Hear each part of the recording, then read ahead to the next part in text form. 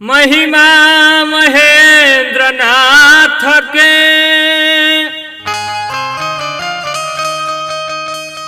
हर गाई झुका के माथ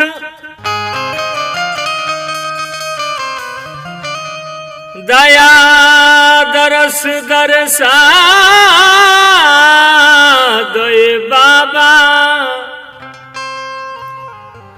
धद माथ पर हाथ।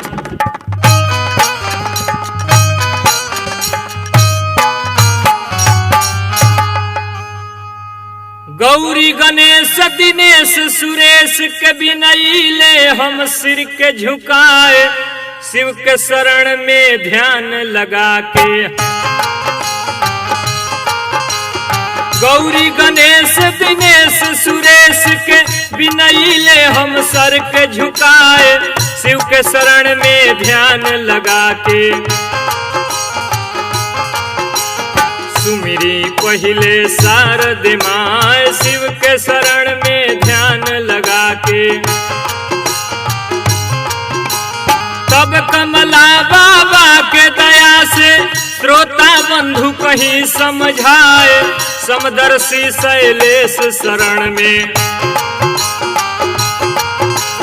तब कमला बाबा के दया से श्रोता बंधु कहीं समझाए समदर्शी शैलेश शरण में। गिरल बाटे लिह उठाए समदर्शी शैलेश शरण में।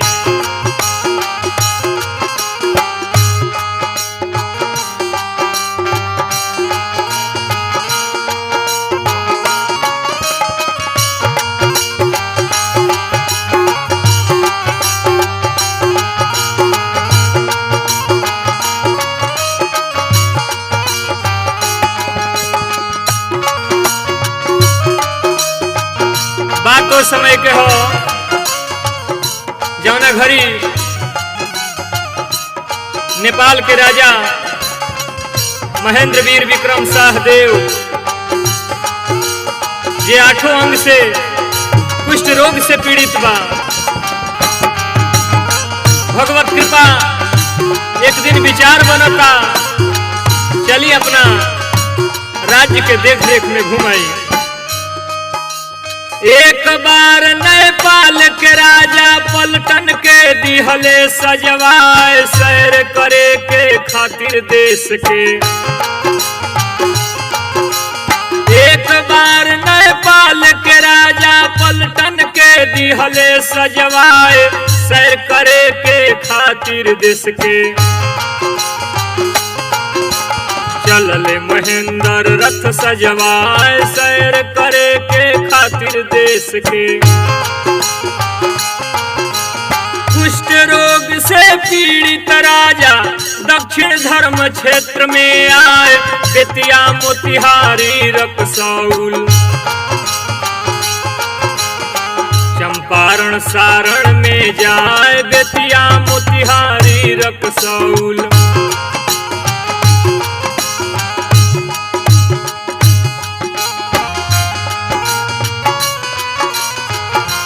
नेपाल नरेश महेंद्र वीर विक्रम शाहदेव बेतिया मोतिहारी रक्सौल होते हुए चंपारण होते हुए दक्षिण धर्म क्षेत्र सारण में आयल बड़े भइल का। सारण जंगल के बीहड़ में चल दिहले महेंद्र महाराज पूरा पलटन लेके राजा। सारण जंगल के बीहड़ में चल दिहले महेंद्र महाराज पूरा पलटन लेके राजा। सगरो साज सजवले आज पूरा पलटन लेके राजा। शुभ जतरा के लक्षण लौकल मन में खुशियां भइले अपार दाया अंग सब फड़के लागल। शुभ जतरा के लक्षण लौकल, मन में खुशियाँ भइले अपार, दाया अंग सब फरके लागल। राजा मन में किए विचार, दाया अंग सब फरके लागल।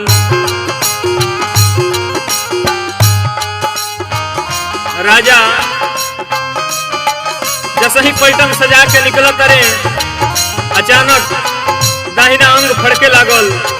बुझ गईले जे भगवान सब शुभ करी है। भाई का राजा महेंद्र मन में विचार करता रे, लगता हमरा खातिर प्रजा खातिर कोनो कल्याण हुई।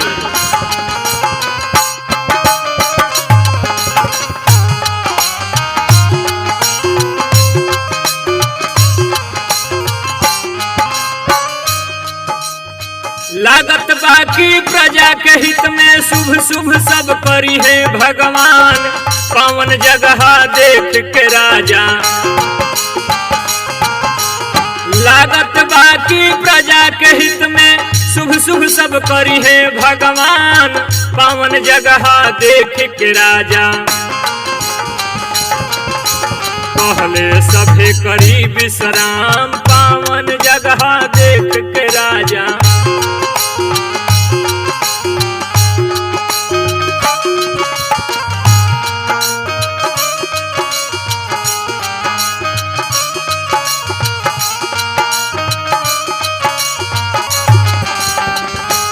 नेपाल नरेश महेंद्र वीर विक्रम शाहदेव अपन राज्य घूमे खातिर चलल बड़े। रक्सौल, बेतिया, मोतिहारी, चंपारण होते हुए सारण में वो धर्म क्षेत्र में आ गए बड़े, जौन आज हमने मेहदार के नाम से जानल जाता। भइल का राजा जब वो स्थान देखले बड़े, अपना पलटन के आदेश देले, यही जा तंबू गाड़ देहल जाओ। तंबू गड़ा गई। भइल का नित्य संध्या करे के खातिर नौकर के दिहले आवाज, नौकर दौड़ल दौड़ल आइल। नित्य संध्या करे के खातिर नौकर के दिहले आवाज, नौकर दौड़ल दौड़ल आइल। पहलस हुकुम करी महाराज, नौकर दौड़ल दौड़ल आइल। कहले राजा दृढ़ शंका के खातिर हम बानी परेशान, जाके कहीं से एको लोटा। कहले राजा दृढ़ शंका के खातिर हम बानी परेशान, जाके कहीं से एको लोटा। निर्मल जल के करूं इंतजाम, जाके कहीं से एको लोटा।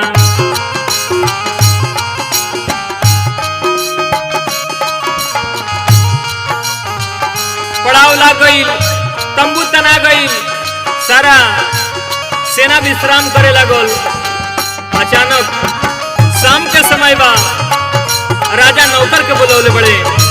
नौकर दौड़ल आइल, कलश की महाराज हुकुम कल जाओ। राजा कहत रे संध्या करे के समय हो गई बा, चाहत नहीं हम। नौकर दौड़ल पानी खोजे, कई बेर चक्कर दिहलस लगाए, एको बूंद पानी ना लौकल।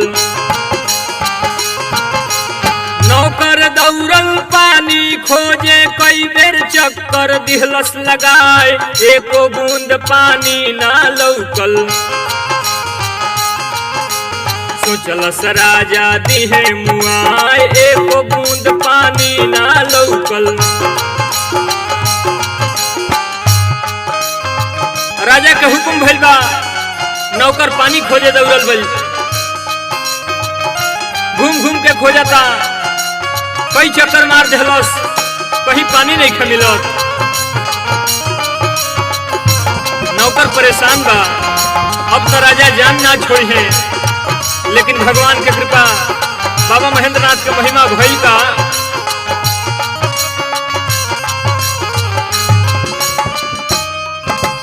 तब तक सुअर के ओल्हला में कीचड़ में जब गईल ध्यान, छान छून के आधा लोटा।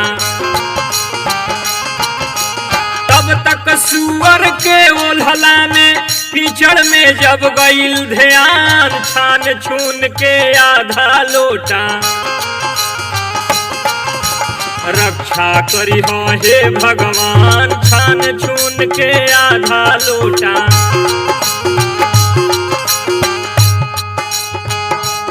नौकर पानी खोजता, परेशान बा, पानी नहीं खलौकत। अचानक कीचड़ में ध्यान गइल बा, देखत तो सुअर के ओल्हल हो। वही जैसे छान छून के कसहू आधा लोटा पानी जुटौले बा, लेके आइल बा, महाराज के देले बा। महाराज राजा पानी लेके गईले, दिहले नौकर के आवाज, थर थर कांपत पहुँचल बावे। राजा पानी लेके गईले, दिहले नौकर के आवाज, थर थर कांपत पहुँचल बावे। हे शिव शंभु रखी लाज, थर थर कांपत पहुँचल बावे। डांट के पूछले राजा बोलू, कहवा से मिलल ई नीर, क्षमा करी गलती के हमरा। डांट के पूछले राजा बताऊ, कहवा से मिलल ई नीर, क्षमा करी गलती के हमरा। थर थर कांपत रहे शरीर, क्षमा करी गलती के हमरा। राजा महेंद्र पानी लेके गइल बड़े, तुरंत नौकर के आवाज दिले बड़े। नौकर दौड़ल पहुंचल, लेकिन मने मने भगवान भोलेनाथ के गोहरावता, हे भगवान आज के लाज कहरे हाथ में बा। राजा डांट के पूछले, बताओ ये पानी कहाँ मिलल हो। नौकर थर थर कांपत कहता,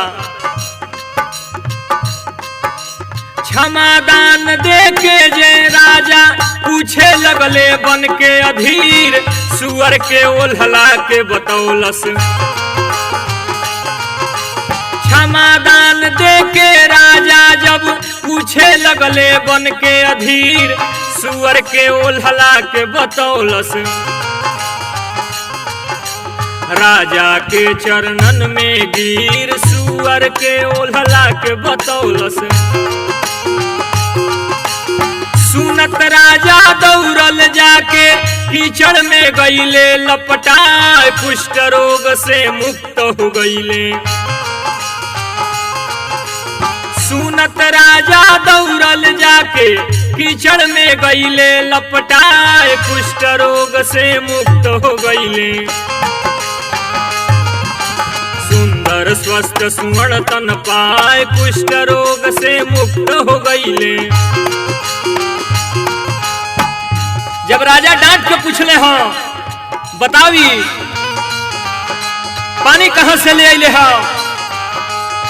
नौकर थर थर कांपता, भगवान के मने मने गोहरावता। राजा के चरण में गिर गई, कहता कि ये सरकार सुअरी ओल्हले रलसिया, ओकरे खभार से कहीं पानी ना मिलल है तो छान छून के वही में से ले आनी है। राजा जब अपना बात सुन ले बड़े, दौड़ल जाके जहाँ सुअर के फुहार रहे वही में जाके लुटा गईले। नतीजा भइल भगवान महेंद्रनाथ के कृपा, राजा स्वस्थ हो गईले। ओही रात सपना में राजा देखले साधु अघोरी प्रचंड, हाथ में त्रिशूल भस्म बदन में। ओही रात सपना में राजा देखले साधु अघोरी प्रचंड, हाथ में त्रिशूल भस्म बदन में। जटाजूट माथे त्रिपुंड, हाथ में त्रिशूल भस्म बदन में। पहले साधु को खरा खुनवा दो, जे भी में करी स्नान कुष्ठ रोग के नाश हो जाई। पहले साधु को खरा खोनवा दो, जे भी में करी स्नान कुष्ठ रोग के नाश हो जाई। काल्हे से लगवा दो काम कुष्ठ रोग के नाश हो जाई। जौना दिने ये घटना भइल बा वही रात में राजा सपना देखत रे, एगो अघोरी साधु स्वप्न में आइल बा, हाथ में त्रिशूल बा, बदन में भस्म बा, जटाजूट, माथ पर त्रिपुंड के तिलक बा। साधु बाबा कहले कि हे राजन, एजा एगो पोखरा के निर्माण करावो, ये हमार वरदान बा, जे भी में स्नान करी कुष्ठ रोग के नाश हो जाई। आ देर मत करो, काल्हे से काम लगवा दो।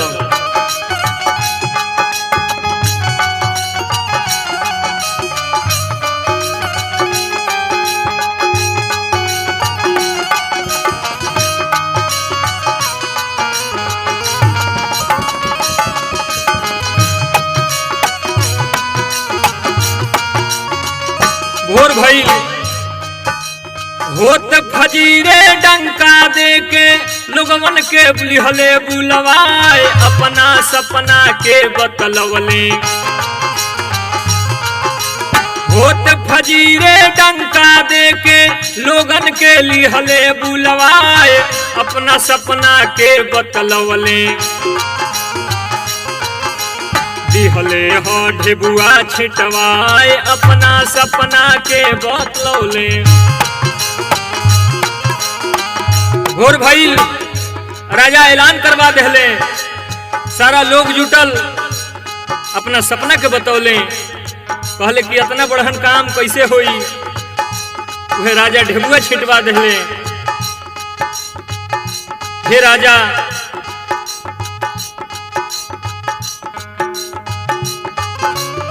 भइल का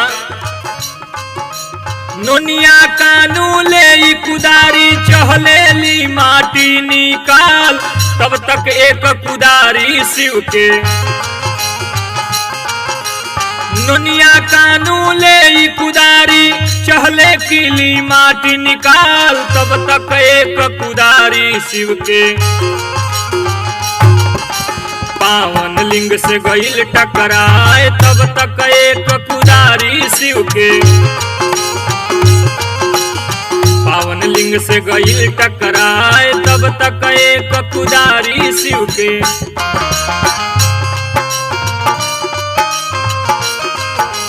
भोर भइल, राजा लोग के बुलवा के अपना सपना के बतौले हो। कहले कि इतना बड़हन काम कैसे होई। वह ढेबुआ छिटवा देले। शर्त यह रहे केहू के मजदूरी ना दियाई। पोखरा के जौन परिधि बा, जौन सीमा बा, उनमें से माटी निकाल के सीमा के बाहर ले जाए के बा। जेकरा भाग्य में जितना होई मिल जाई, उहे ऊपर मजदूरी हो। तब तक ले नोनिया कानू चहले कि कुदारी से माटी निकालल जाओ। कुदार फेंकले, शिवलिंग से टकरा गई। नतीजा का भइल? पागल देखी लोग गईल घबराए, तब राजा महेंद्र ओह लिंग के विधिवत पूजन दिए कराए। तब राजा महेंद्र ओह लिंग के शिव के नाम अनंते बाटे, कह समदर्शी सच्चा बात। राजा महेंद्र के नमवे पर शिव के नाम अनंते बाटे, कह समदर्शी सच्चा बात। राजा महेंद्र के नमवे पर पड़ल नाम महेंद्रनाथ। राजा महेंद्र के नमवे पर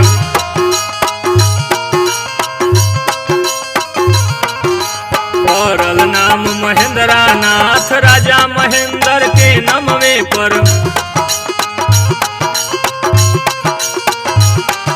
पड़ल नाम महेंद्रनाथ। राजा महेंद्र के नमवे पर